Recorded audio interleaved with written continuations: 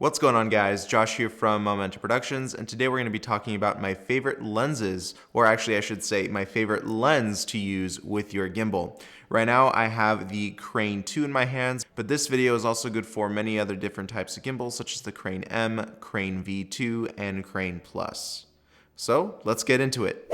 So if you've been subscribed to my channel for a while now, you know that I love to use gimbals in a lot of my work. Gimbals allow us to showcase products, real estate, and overall, gimbal footage looks awesome.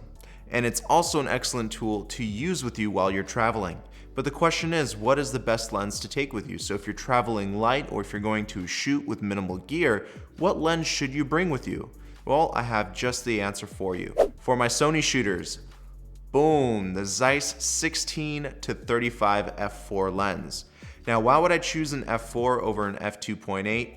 Well, the size and the weight plays a big role when you're using a gimbal. You don't want to tire out too quickly, and with that lens, it gets heavy very quick.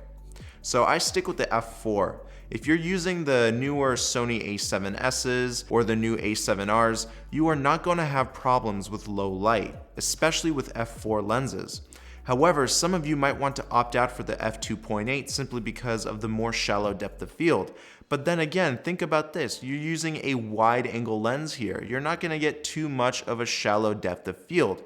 The whole point of using a 16mm is to get a wide capture area. You want to see a lot of movement, a lot of dynamics in your footage, and nothing does it better than a wide angle lens. Now, why did I choose a zoom over, let's say, a prime? Well, there are some instances where I'd like to zoom in on some shots, and the 16 to 35 gives me just the right amount of zoom for any types of shots that I mainly use gimbal work for. Now, for those of you who are on a budget and you want to stick to a prime 2.8 lens, I got just the one for you. This is the Rokinon 14mm f2.8. Not only does it produce great images, but it also allows you to get that wide angle view with a minimal form factor. And this is actually an EF for Canon mount. So you can buy a Sony E mount if you want. And this was the lens that I used for a lot of my glide cam work.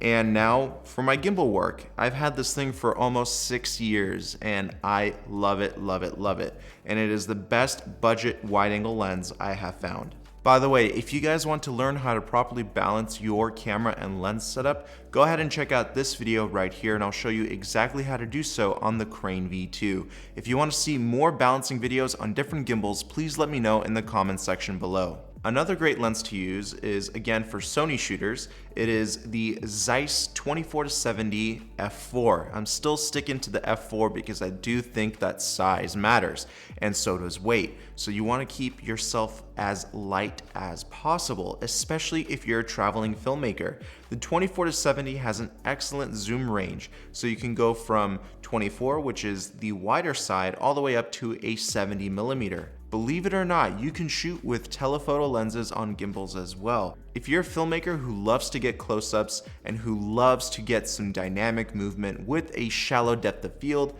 check out the Sony 85mm f1.8. Here's some shots with it right now. You can see how shallow the depth of field is, and there is no optical image stabilization here. So all the stabilization is done through the gimbal. And I was using the Crane Plus with this setup. So I was shooting with the Sony a7S and the Sony 85mm 1.8. Now, there is a ton of lenses out there. There's non-native lenses, there's native lenses. I prefer to stick with native glass.